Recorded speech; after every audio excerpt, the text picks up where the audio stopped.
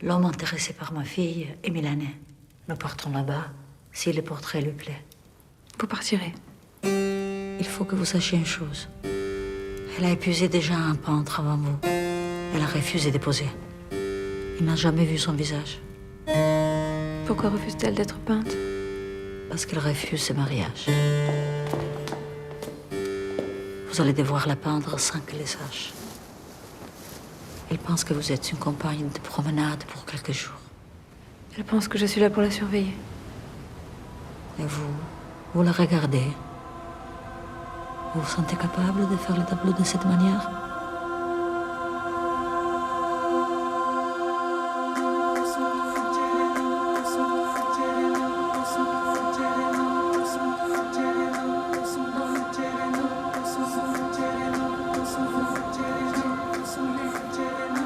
Je suis venue pour vous peindre. C'était donc ça, vos regards.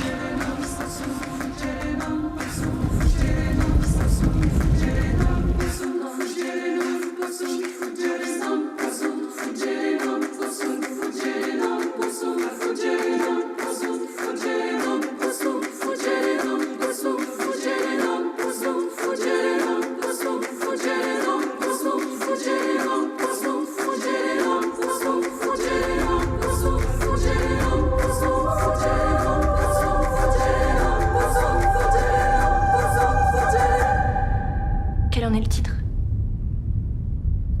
Portrait de la jeune fille en feu.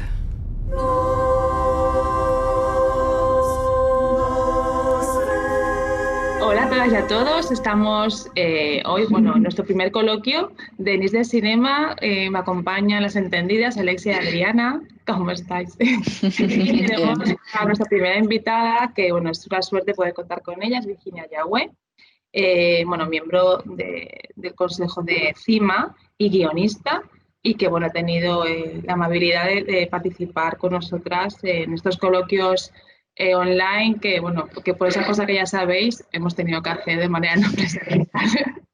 Así que Virginia, muchas gracias por acompañarnos, es un placer contar contigo hoy. Gracias. Y la película que ha elegido Virginia a presentar es Retrato de una mujer en llamas, de la directora Céline Sciamma. Y si quieres empezar a contarnos lo que te apetezca y vamos por ahí. Bueno, realmente esta película es tan apabullante en tantos sentidos y especialmente en lo tocante al retrato de mujeres, que tiene una presentación muy completa y a la vez yo creo que muy lujosa, ¿no? Es un lujo, es un placer disfrutar de esta película. Que se llevó el premio en el último Festival de Cannes al mejor guión. Yo creo que era una gran candidata a mejor película en ese festival. Decidieron darle el premio a mejor guión. No es un demérito, no seré yo como guionista la que piense. El mejor guión es un problema. Pero sí que creo que es una película que habla por sí misma y con una potencialidad y un vigor espectacular, ¿no? Creo que su autora, Céline Sciamma, después de una trilogía que la lleva a hacer una serie, un recorrido, yo creo que en busca de la identidad personal de sus mujeres protagonistas y en concreto un recorrido y una construcción casi desde la adolescencia hacia la madurez, pues es capaz, yo creo que con esta película, de dar un salto de madurez en su propia trayectoria filmográfica y realmente embarcarse en una historia que es muy ambiciosa y a la vez consigue un plano, yo creo que de sutilezas a la hora de hablar de algo tan profundo como el amor y el amor restringido en un momento determinado y la neutra o casi nula visibilidad de las mujeres en un momento específico y a la vez hablar tan directamente de su reivindicación y su capacidad para reivindicarse, para adoptarse, para crecerse, que es realmente llamativo. Luego es una película, yo creo que eminentemente estética y preciosa en el mejor sentido de lo precioso, quiero decir. porque esto siempre genera mucha polémica, es decir, hablar de, ¡ay, qué película con qué fotografía tan bonita! Es al final decir, no me ha interesado nada la película. Bueno, yo creo que en esta peli pasa lo contrario. Creo que tiene una estética acertadísima que va a favor de la historia y que nos centra precisamente en la historia. Y creo que en ese sentido, desde un plano de vista, desde un punto de vista casi exclusivamente narrativo, que digamos es mi territorio, no tanto una evaluación estética o a nivel de composición, pero sí a nivel narrativo, creo que aquí es donde se unen todas las piezas para realmente tener y conseguir una gran película. Es decir, donde lo narrativo se une a lo estético y realmente construimos una película y una historia con una capacidad en sí misma de arrastrarnos emocionalmente, contarnos muy bien contada una historia y una historia de mujeres en el siglo XVIII. Claro, era el gran reto, ¿no?, al que se enfrentaba la directora, que yo creo que cumple con creces y firma yo creo que la película de la temporada pasada, ¿no? O sea, es un placer. Yo creo que esa es una de las cosas que tiene Celine Sciamma, por lo que decías de que todas sus películas son muy reivindicativas, pues porque nosotras sabemos que ella trata el tema con una forma reivindicativa, pero son súper naturales, o sea, ella no lo expone como un problema. De hecho, aquí tú decías, son unas mujeres en el siglo XVIII, es un problema, no pueden ser pareja.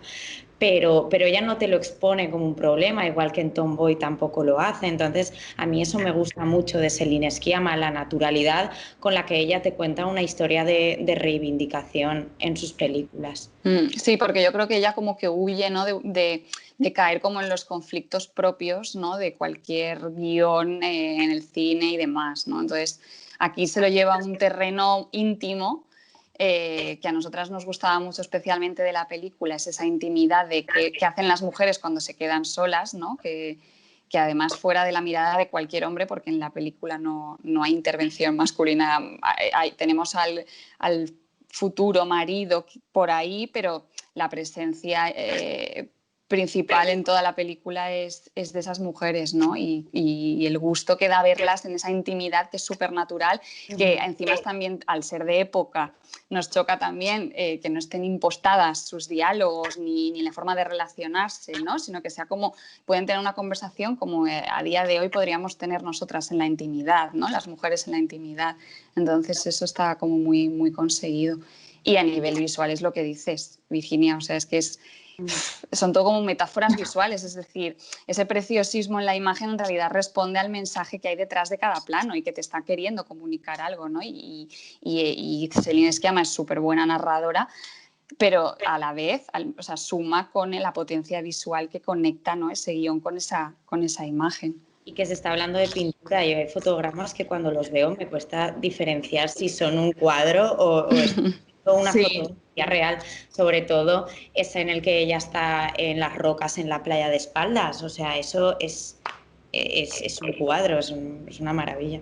Sí, yo creo que hay dos cosas muy interesantes que comentáis. Por un lado, yo creo que hay un homenaje muy sutil, pero a la vez evidente, ¿no? O sea, cómo arranca la película, más allá del flash forward, que al final es una narración en pasado, ¿no? Pero más allá de ese elemento, enseguida entramos en la playa, en el barco, y es la llegada a la playa y es inevitable pensar en Jane Campion. O sea, sí, en el piano.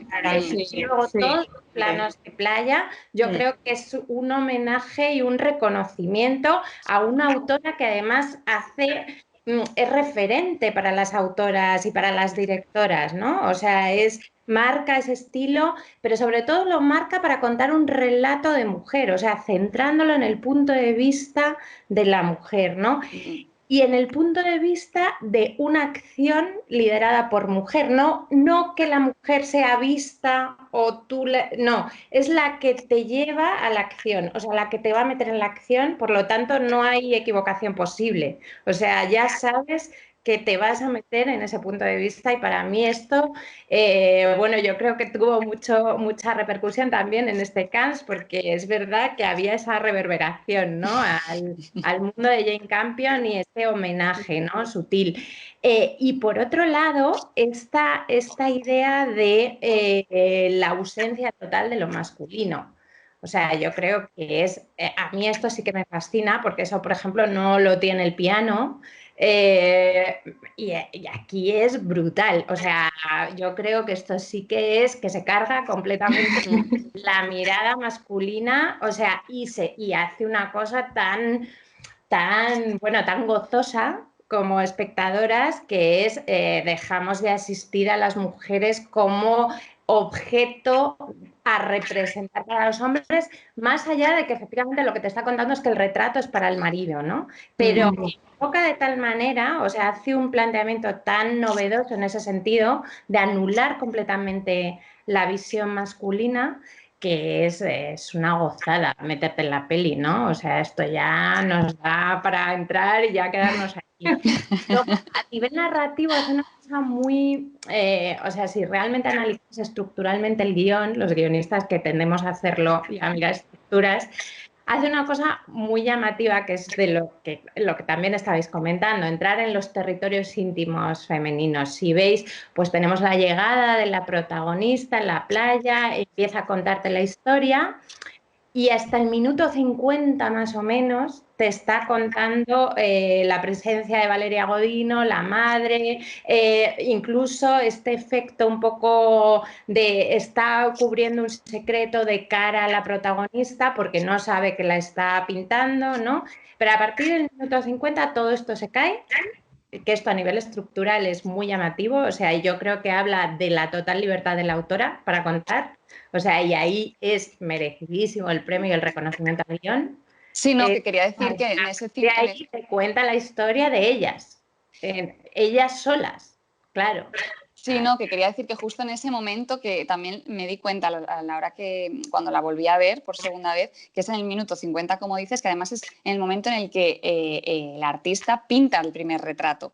Y tú dices, ostras, no llegamos ni a mitad de película y ya ha pintado el retrato, pero claro, es que te queda luego por detrás el segundo retrato que le tiene que pintar y el hecho de que la madre se marche y se queden solas. Pero yo también me fijé en el segundo visionado en eso, ¿no? Que en el minuto 50 por ahí, justo cuando dices tú, es cuando ella dice, ya tengo pintado el retrato. Y dices, ostras, si aún queda media película todavía, ¿qué va a pasar aquí? Claro, a nivel de guión, o sea, tú has vendido una tensión. O sea, estás contando una historia donde estás vendiendo una tensión muy clara, es el descubrimiento o no, esta ocultación de qué viene a hacer este personaje y hasta dónde le va a durar la ocultación. Por otro lado, inicialmente también te está vendiendo otra tensión añadida, que es qué ha ocurrido con la hermana, que enseguida la deshace. O sea, realmente ella tiende a deshacer las tensiones que ella misma plantea. ¿Por qué? Porque donde quiere ir a contar es a otro sitio. O sea, su foco de interés es la relación interior, intensa, inmensa que se establece entre los personajes, ¿no?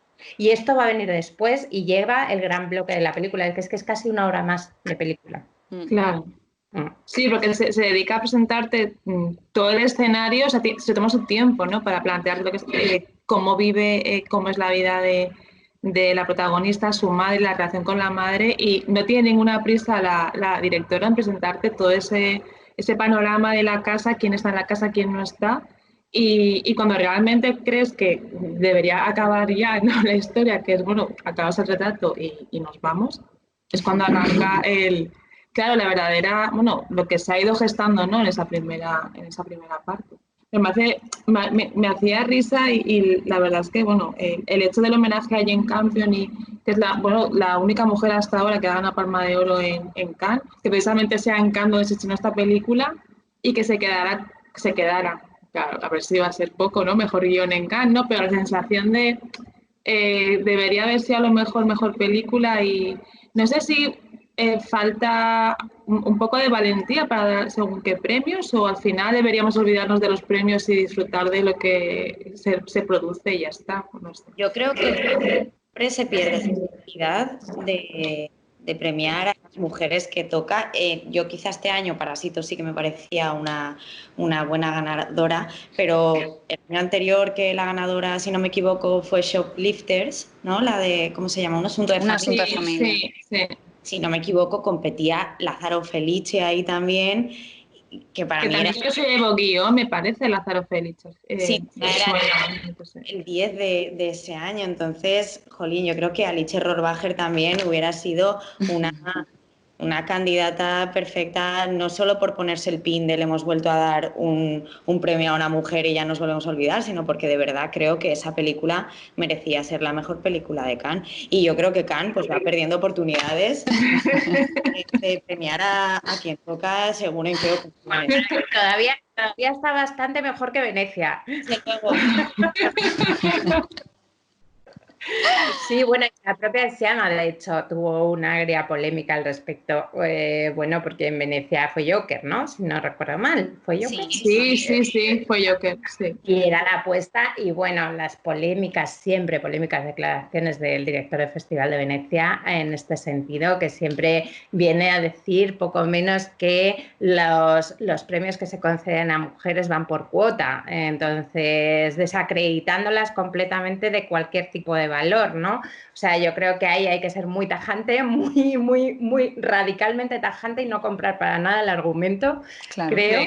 Y aquí lo mismo, bueno, sí, yo creo que Parásitos es una gran película también, yo creo que Sciamma estaba colocada perfectamente para ser competidora y bueno, no dejó tampoco de reconocer los valores que tiene en sí el guión en sí mismo, o sea, creo que efectivamente es un guión que tiene recursos suficientes como para vulnerar la expectativa continuamente y esto es muy difícil en guión y a la vez conseguir sustentar una historia tan sólida como la que plantea Retrato de una mujer en llamas, ¿eh?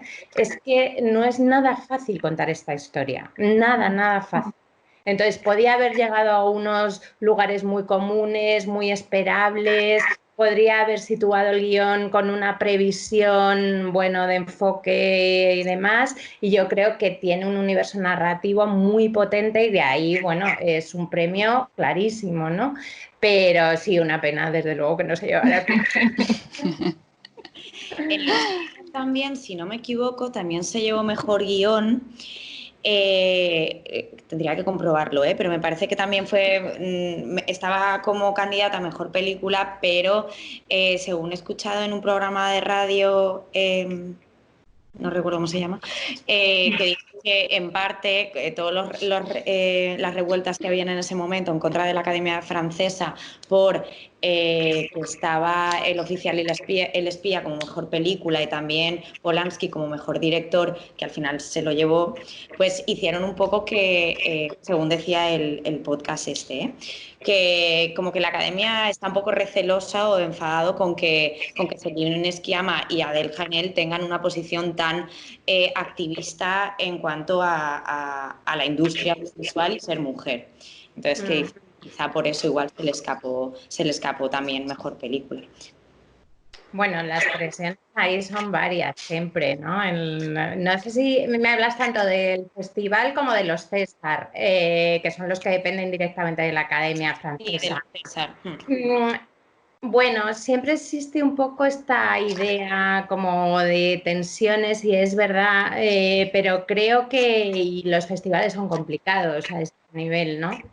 Pero más allá del caso particular de Venecia que comentábamos, yo creo que aquí lo interesante es ver un poderío incontestable en la propuesta fílmica que se está dando. Y yo creo que esto es lo que genera muchísima más contrapartida que incluso las críticas que se puedan generar a través de los premios o de la propia representación en los festivales. Otra cosa sería que analizáramos cómo tienen los festivales que garantizar representaciones ya no paritarias en las películas que van a concurso en los festivales, sino en los tribunales que hacen la selección. Y en los jurados. Los jurados, o sea, sí. Esto sería esto ahí estaríamos, nosotras hemos sido firmes defensoras desde la Asociación de Mujeres Cineastas de una representación paritaria de la firma de la Carta por la Paridad en los festivales, pues os parece muy importante. Más allá de esto, bueno, luego efectivamente no podemos entrar a hacer un cuarteo de la libertad de elección dentro de los festivales, faltaría más, porque además nos iría en contra, o sea, esto está claro. Igual que nunca nos ha ido a favor premios específicos para mujeres dentro de festivales porque nos dejan fuera de las selecciones. De la selección oficial, ¿no? Entonces no queremos guetos, queremos competir en una competencia directa, pero sí queremos la garantía de esa llegada a la competencia directa porque sabemos que la estructura va en contra. Entonces, bueno, y en ese sentido a mí me satisface mucho encontrarme con una película como esta porque me parece una película ambiciosa, me parece una película madura, me parece una película potentísima que además retrata el recorrido de madurez de una cineasta después de 3 películas previas que la hacen llegar aquí, ¿no? Sí. Entonces esto me parece perfecto, o sea, esto es aspiración general, ¿no? Para las cineastas. ¿Y veis este debate que hay ahora de si hay que considerar ciertas películas LGTB por el simple hecho de que haya una pareja LGTB en la película como historia LGTB? ¿Creéis a lo mejor creéis que Retrato a una mujer en llamas entra en esa categoría por el simple hecho de que son 2 mujeres las que protagonizan la historia? Bueno, yo he escuchado que se trasladó al final esta película y se comunicaba como una historia de amor, como una de las mejores historias de amor, la tildaban como tal, o sea, ya sin meterle la etiqueta LGTB, sí, yo creo que eso es importante, ¿eh? Sí, lo que pasa es que, o sea, que se comunique de esa manera, pero creo que aquí sí que es verdad que por la época en la que está ambientada sí que hay cierta reivindicación, aunque sea de una manera muy, muy, muy sutil, ¿no?, de ese amor entre 2 mujeres. Entonces, nosotras, este debate es que Alexia y yo lo tenemos a menudo, ¿no? Porque queremos dejar de etiquetar ciertas películas que no sean tan reivindicativas, ¿no? Que esa historia homosexual no sea una reivindicación voluntaria del director ni de la historia, ¿no? Sí. Entonces, en este caso yo creo que sí que entraría, pero por el simple hecho de la época en la que está ambientada, ¿no? Porque al final sí que esa historia de amor sí que va a contracorriente a la época en la que está escrita, ¿no? Pero sí que es verdad que sí que queremos dejar de etiquetar ciertas películas que no lo sean tanto, ¿no? Para, al final, por naturalizar estas historias, o sea, simplemente por eso. Claro, no, yo lo más absurdo que he podido leer de esta película es una comparación directa con la vida de Adele, que yo creo que han vinculado el nombre de la protagonista directamente referente. Sí. Me parecía la locura. Pero no, claro, completamente de acuerdo. Lo que ocurre es que yo creo que aquí la autora cuenta un universo que controla, que es algo que nos pasa de forma intuitiva a los y las que escribimos. O sea, tendemos a contar las historias que nos conmueven y que además controlamos o que nos interesan especialmente. Quizás el control sobre esos mundos depende de eso, de nuestro grado de interés o de nuestro grado de implicación. Yo estoy completamente de acuerdo con vosotros. Huiría de las etiquetas porque me parece nefasta, más allá de que sí que creo que es una autora que tiene una trilogía marcada por una búsqueda identitaria muy concreta y no hay que huir desde un pudor sobre analizarlo desde ahí, ¿no? Huiría de la etiqueta, pero igual que a otros autores no se les dice, bueno, Pedro Almodóvar hace un cine de identidad homosexual, pues durante mucho tiempo lo hizo y luego fue a otros lados, pero siempre subyace un interés y unos elementos de control de unos mundos que te pertenecen de forma casi intuitiva, ¿no? Que es donde te gusta navegar y donde te gusta explorar. A otros niveles, por ejemplo, muy distintos, esto, si queréis, lo podemos llevar al propio mundo de las historias protagonizadas por mujeres o por hombres. O sea, claro, dices, si eres mujer y cine de hombres y la protagonista es hombre, claro, no. La etiqueta cine de mujeres es algo que no es claro, o sea, primero, que no la nunca he oído a nadie que etiquete como cine de hombres. o cine de señoros, esto no me lo o sea, y luego la etiqueta de cine de mujeres solo se corresponde con cine pequeño, intimista, tal, y luego, sinceramente, dices, pero vamos a ver, analicemos los datos, o sea, realmente, si nos vamos a nuestro país o al caso de nuestro país, al final las directoras tienen de media menos de la mitad del presupuesto que los compañeros varones para hacer películas. ¿Qué tipo de películas quieres que hagan? O sea, pequeñitas.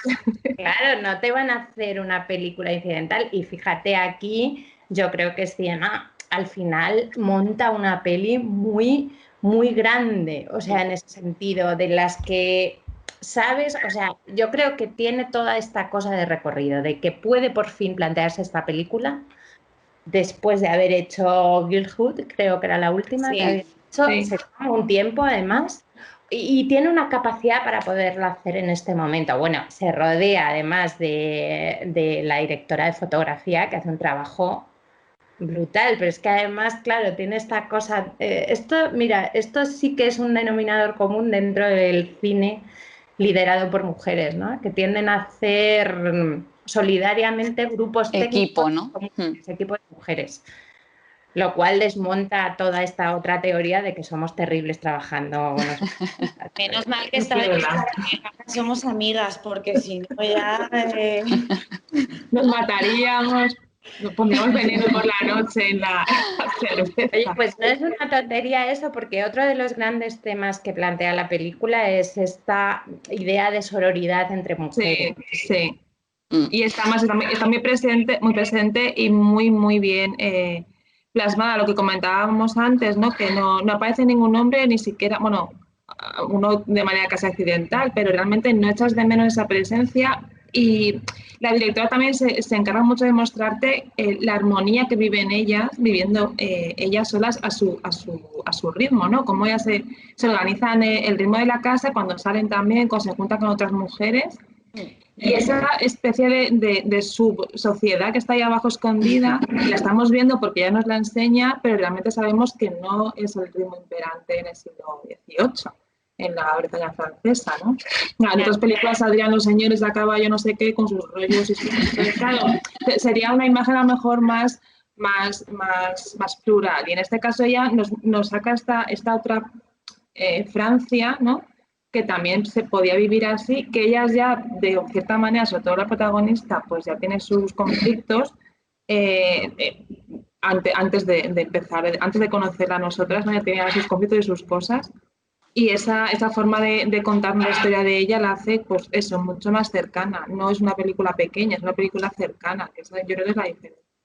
Y a mí me gusta mucho también la historia de amor que dibuja, que es un amor entre iguales al final, ¿no? Porque sí que podía caer un poco en el tema del artista y su musa, pero me gusta cuando, llegado un punto en la película en la que ella ya es consciente de que le está retratando, le dice, un momento, dice, tú estás en esa posición retratándome a mí, pero si tú te vienes a donde estoy yo y me miras, yo también te estoy mirando a ti, ¿no? Entonces, como no hay una subordinación entre una y otra por el hecho de que una la esté pintando, entonces una es pinta y la otra es pintada, entonces pasa a ser como un pasivo, ¿no? Como una reacción pasiva que tiene la que es pintada del artista, sino que lo equilibra todo y eso al final, pues, no sé, me parece uno de los logros que tiene la peli, ¿no? De ese juego, cómo empieza este juego de pintar y ser pintada, pero hay un momento en el que se planta y dice, no, un momento, aquí no hay ningún tipo de subordinación, igual que tú me estás mirando a mí, yo te estoy mirando a ti.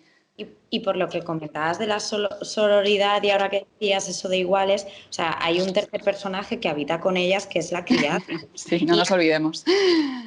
Sí. De compañeras de piso, o sea que nosotras sabemos que hay diferencia de clases, evidentemente, pero al final cuando la madre, que es la figura que impone ahí el orden, desaparece, ellas empiezan a jugar entre las tres, se van también a hacer una hoguera con otras mujeres que son del pueblo y como que esa diferencia de clases, aunque siga existiendo, se diluye.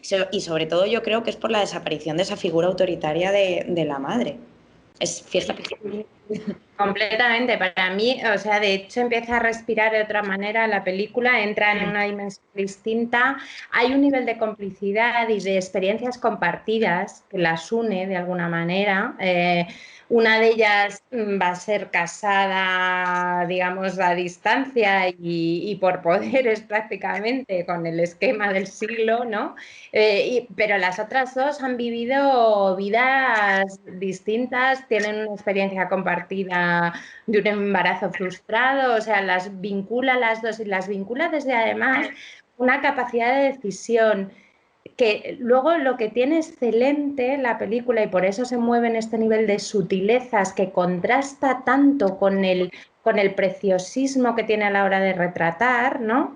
Es que no incide en lo dramático. O sea, te lo va a dar desde una zona interiorizada, adulta, meditada, ¿no?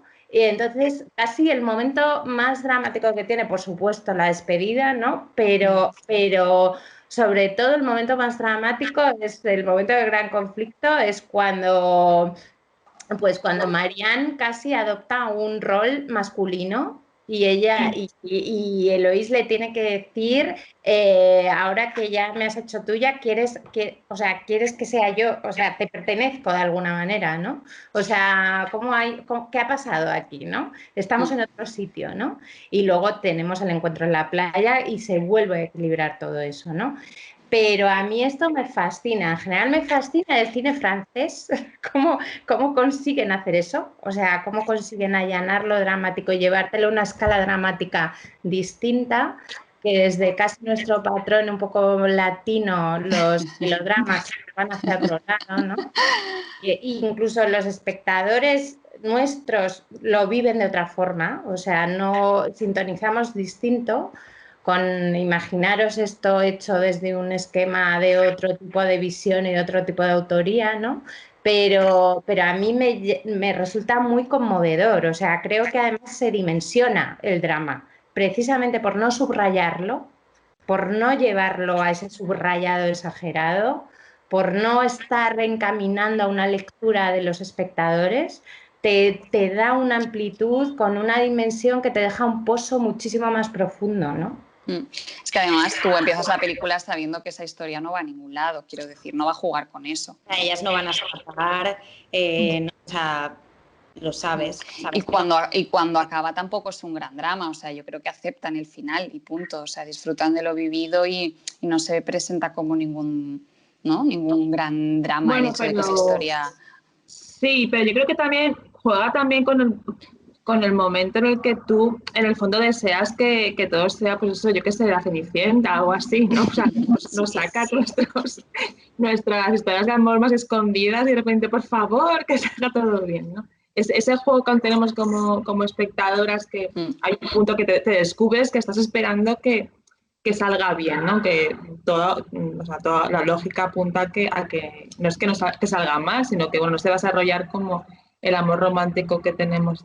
Bueno, hay una escena que es representativa completamente de este momento, que casi es un diálogo a tres entre ellas, donde están hablando de Orfeo y Eurídice y cómo termina Orfeo y Eurídice. Y entonces todas tienen su posición de lectura sobre el final trágico de Orfeo y Eurídice, ¿no? Y entonces es casi gracioso sabiendo que es un trasfondo de su propia historia, ¿no? Claro. De qué es lo que va a ocurrir en el final, ¿no? Porque es que tenemos las posiciones de las tres. La doncella por un lado dice, pero está clarísimo. O sea, es clarísimo. ¿Por qué tiene que darse la vuelta? Y entonces, las otras empiezan a hacer una lectura de autorreconocimiento en cómo va a terminar su propia historia. O sea, y a mí eso sí que me parece llegar a un grado casi de madurez sobre el propio relato que estás ofreciendo. O sea, más allá de que efectivamente eliges un ejemplo que es ilustrativo y casi alcanza una cuota de metalenguaje dentro de lo que estás contando, ¿no? Pero me parecía muy representativo. O sea, claro, pensé qué audaz. O sea, es que está en la mitad de la película y nos está contando el final. Nos está contando cuál van a ser las posiciones de ellas dos en el final, ¿no? Entonces, y hablando del final, nos dijiste, Sara, que los spoilers iban a ser... Podemos spoiler alerta antes de empezar, porque si no... Porque yo no quiero irme sin que comentemos el final real. O sea, cuando ellas ya se han separado y de repente se reencuentran en la ópera, pero no se reencuentran porque tú como espectador, ellas no se ven, o sea, no lo sabes. Y además ese momento en el que tú te conviertes de nuevo en una de ellas mirando a la otra y ese plano eterno en el que sabes que el personaje, el que representa a Adele, está rememorando esos momentos con la mujer que la está mirando desde el otro lado y dices, pero por favor, y se acaba. Y se acaba y es un final abierto. No se ha abierto, es que cada una de ellas van a seguir con sus vidas como son hasta el momento, pero te deja ahí. Wow, a mí me parece de verdad un final maravilloso, maravilloso. Muy emocionante. Yo creo que es un final cerradísimo. O sea, sí, que te hace, claro, que te hace un previo de punto de vista de ella, que si queréis es lo menos estructural que tiene la peli, o sea, lo menos limpio que tiene, que yo pensé, ¿cómo va a terminar? Porque si empieza con un flashback y te cuenta el gran grueso de la historia, sabía que te iba a volver a la clase de pintura, porque es casi un código, o sea, claro, tienes que volver para entender y cerrar, pero luego te hace dos pequeños epílogos, ¿no? Para entender. Y el previo a ese final es el punto de vista de Marianne, ¿no? O sea, cuando Marianne se enfrenta al cuadro y descubre a Pablo 18. Sí. Y entonces descubre toda su vida y por otro lado, pero yo estoy. O sea, este es el punto de vista de Marianne, pero nos falta el punto de vista de Lois. Lois, exacto. Sí. Entonces nos vamos al concierto, nos vamos a Vivaldi y cerramos ahí con la emoción de Lois, ¿no? Entonces ha cerrado completamente la historia y desde una historia de amor preciosa. Es que yo coincido con esto. O sea, esto es una gran historia de amor, grandísima historia de amor. Qué maravilla. Bueno, pues ya hemos reventado el final de la película. Vamos a poner todas las alertas posibles para que nadie luego nos riña porque se lo hemos contado. Y bueno, chicas, llevamos la verdad es que un buen rato hablando de la peli. Eso os queda por comentar algo más, algo que se les haya quedado con ganas de decir. O Virginia, si nos quieres contar, bueno, cómo te ha ido la cuarentena y si has podido trabajar, eso que dicen que nosotros trabajamos mejor, pero no sé si se trabaja mejor en casa con estas circunstancias y bueno, ¿y en qué estás ahora desarrollando? Sí, a mí respecto a la peli, ya por concluir, solo hay una cosa que me fascina y seguramente me fascina porque, como decíais antes, ¿no? Historias LGTBI, no etiquetar desde ahí. Yo, como trabajo mucho la parte histórica, tienden a etiquetarme por la parte histórica, ¿no? Estoy etiquetada en la zona histórica, ¿no? Y entonces hay una cosa que me fascina de esta peli, que es en una historia de mujeres donde no existe el universo masculino más que referencialmente, o sea, realmente el gran problema de estas mujeres es la estructura social que las rodea. O sea, no es tanto que no estén los hombres, pero de alguna manera la presencia masculina que está impregnada en la estructura social, que es lo que establece el gran conflicto para todas, porque lo es el primer caso para Eloís, desde luego, pero para todas ellas, a todas ellas les condiciona. Es que Marianne no puede pintar desnudos de tal manera. Claro. Y es una autora que vive y que puede permitirse una independencia porque su padre es pintor. Exacto. Y ella hereda el trabajo del padre, ¿no? Como hicieron otras grandes pintoras de la época, porque esta es una historia que ha inventado Sciamma, pero sí, hay grandes pintoras, ¿no? Sofonisa y... Claro, además han pasado desapercibidas en la historia del arte, ¿no? En España sí. Tenemos un ejemplo de una ficción que a mí me gusta mucho, que es La peste, y ahí está el personaje de Teresa Pinelo, que firma también con el nombre de su padre. Y ella, bueno, se gana la vida porque es rica, pero vende, además de ser rica, muchos cuadros, pero exacto, con la firma de su padre. Sí, y se puede desarrollar porque su entorno es ese clima, ¿no? Entonces, teniendo a su padre como pintor, tú ya estás como naturalizada ahí, tienes a tu padre que te protege y bueno, no está tan mal visto que te dediques a pintar y Claro, puedes hacer de esa manera. A mí esto me gusta, lo cuenta sin mostrarlo. Entonces me parece, es decir, es una presencia donde tiene la gran habilidad de que, y es una decisión que me parece un acierto total y absoluto, la ausencia total de masculinidad en la película me parece un acierto total, pero el conflicto masculino, el conflicto que genera la estructura masculina sigue estando ahí. O sea, ahí es esencial para entender el conflicto desde ellas. Y realmente me parece una réplica de una altura feminista total. O sea, me parece una gran reivindicación feminista. Esta peli en sí misma, por cómo cuenta, cómo decide contar esta historia, ¿no? O sea, en ese sentido, pues... Y no hay presencia femenina sin que sea forzado ni que la eches de menos. O sea, también porque... Puesto, no. Piensas que están alejadas, que están como en un lugar más recluido, pero que en ningún momento dices, oh, no ha aparecido ninguno. No, o sea... No te das... No. Entonces, a posteriori. No, el único masculino que aparece es el porteador del cuadro, que me ha gustado mucho, porque además es como segundo plano, así como, y clavando un clavo y luego llevándose el cuadro. Y saluda y se va. Adiós. O sea, me parece perfecto.